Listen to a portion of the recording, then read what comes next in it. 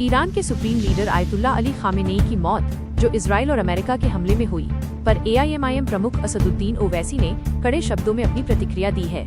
Ayatollah Khamenei की मौत हुई है और मैं इसको इमोरल और अनलॉफुल एक्ट मानता हूँ, आयतुल्ला खामेनेई की मौत को।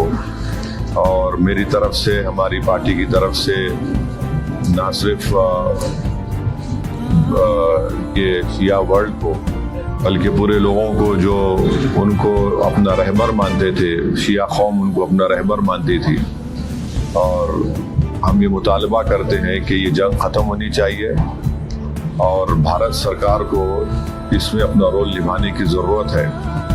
और हम उम्मीद करते हैं कि मौजूदा BJP की सरकार आयतुल्ला खामेनेई की मौत को कंडेम करेगी, इस जंग को रुकाने की पूरी कोशिश करेगी। क्योंकि याद रखिए कि 10 मिलियन के करीब भारत के नागरिक गल्फ कंट्रीज में काम करते हैं। और अभी इत्तला आई कि ओमान के पोर्ट पर शायद हमारे एक एक्सपर्ट, एक इंडियन वर्कर की जख्मी भी हुए हैं। तो ये बहुत, अगर ये जंग नहीं रुकेगी तो फिर ये बहुत आगे बढ़ेगी, ये टर्मोइल होगा पूरे इलाके में। और आपको अंदाज़ा भी नहीं है कि कई भारत के लोग जो उम्रा करने के लिए गए हैं और वो ट्रैवल एजेंट के जरिए जाते, पैसे देते 2 दिन मक्के में या 3 दिन मदीने में, अब उनके पास पैसे नहीं है, वहाँ पे फ्लाइट ही नहीं उड़ रही है वहाँ पे। हमले की निंदा। ओवैसी ने इस हमले को अनैतिक और अवैध करार दिया। उन्होंने कहा कि किसी देश के सर्वोच्च नेता की इस तरह हत्या करना अंतर्राष्ट्रीय कानूनों का सरासर उल्लंघन है। रमजान का हवाला।